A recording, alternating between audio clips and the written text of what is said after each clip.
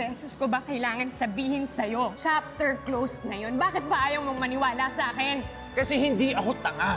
Hindi ako manhead. Alam ko may nararamdaman ka pa para kay Jordan. Ngayon lang kami nagkaroon ng ganitong kalaking pag-aaway. Well, sana maayos mo. At sana ma-realize ni Christina, sobrang swerte niya na mahal mo siya.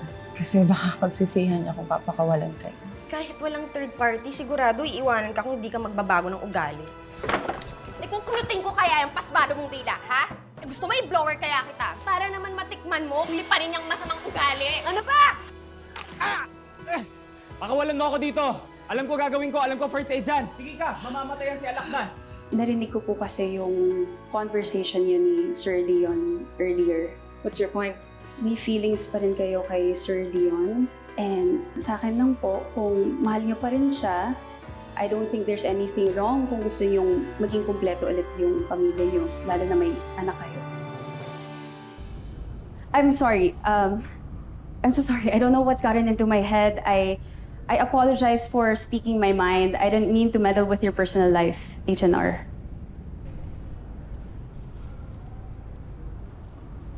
You don't need to be sorry, Yanix.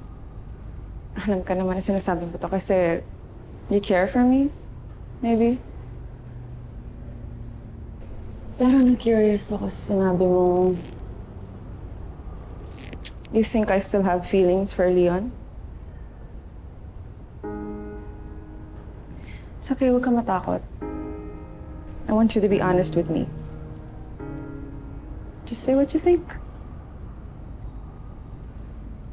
Napansin ko lang po kasi, HNR, na tuwing kasama niya si Sir Leon and si Billy, saka lang po kayo nagiging genuinely happy.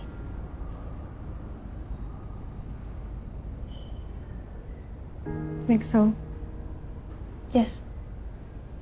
Dati po kasi kahit sunod-sunod yung success niyo, hindi ko po nakita yung ganong klaseng happiness niyo eh. Like there's something missing. And I feel like there's a void that only Sir Leon and Billy can fill. So, if I were you, ipaglaban mo and huwag mong pakawalan. Sana po hindi kayo magalit sa binigay kong unsolicited advice.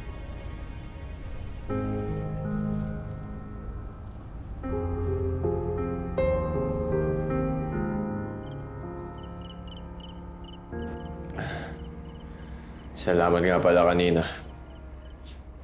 Sabi nung health worker, buti na lang daw at nabigyan mo ako ng first aid. Kundi, baka natuluyan ako. Wala yun. Ginawa ko lang yun para ipakita sa inyo na hindi ako kalaban dito. Gusto ko patunayan sa inyo na pwede tayo magtulungan dito.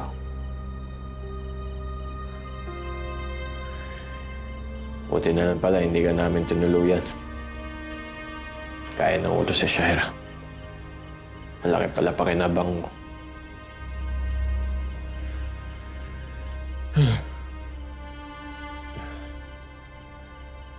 Alakdan, may pakiusap sana ako sa'yo. Kapalit ng pagligtas ko ng buhay mo, pakawalan mo na ako. Para makauwi na ako. Para makapaghiganti ako kay Shaira. Para makasama ko na yung anak ko.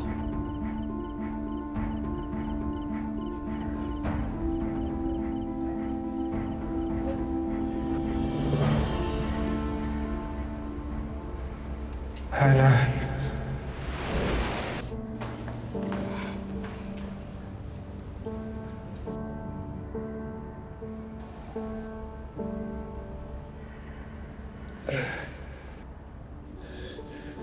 Hindi ka naman balik matali.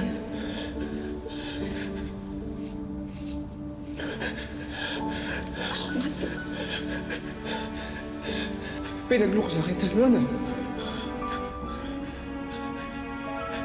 Sinisisi ko yung sarili ko dahil hindi kita naligtas.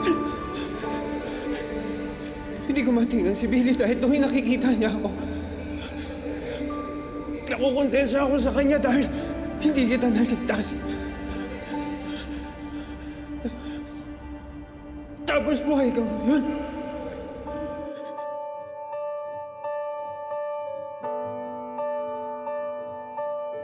Yes, anak.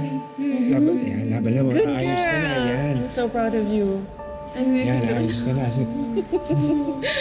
Mother's always right. Ang galing mo, anak. I'm so happy. Stop it! Hahanapin ko yung hayop na yan. Tugo yung kamay mo. Ayos ka yan. Akin na. Let me do it. Ngayon, hindi ka naman mag-isa sa laban na to. Nakita ko kayong nag-aaway ni Christy. Ngayon lang kami nagkaroon ng ganitong kalaking pag-aaway.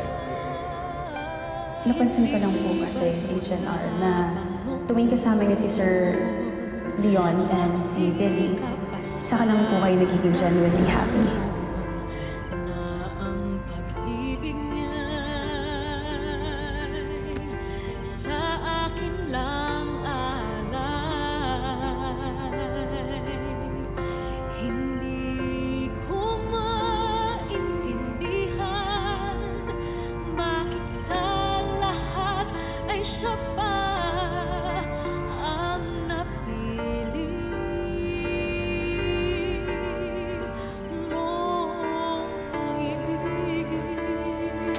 Yan, kaya na.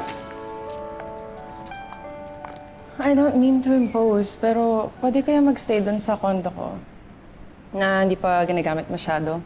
May kalakihan yan. Tsaka walang hagdan doon, kaya baka mas komportable si Billy doon if you stay there. Mukhang ayos nga dun ah. Pero hindi ba yung Billy? Yan ba? Pasok mo na. Dali. Apo.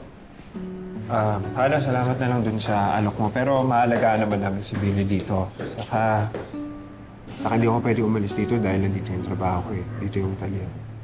Okay. If you change your mind, let me know. Kausa. Ikaw muna kay Billy. May pupuntahan lang ako. Oo naman, kami na bahala. Saan ka pupunta? Kakausapin ko lang si Christy. Kasi tumatak sa akin yung payo mo na huwag nang patagalin yung tampuhan namin dalawa at ayusin na namin yung problema namin. Anak, alis mo na si tatay Kausapin ko lang yung nanay Christy mo para mabuo na yung pamilya natin. Kausa? Sige. Usin mo yan, ha? Kubala. Ana? Ito na si Billy. Oo. Billy, ako, namiss mo dito. Dito muna tayo.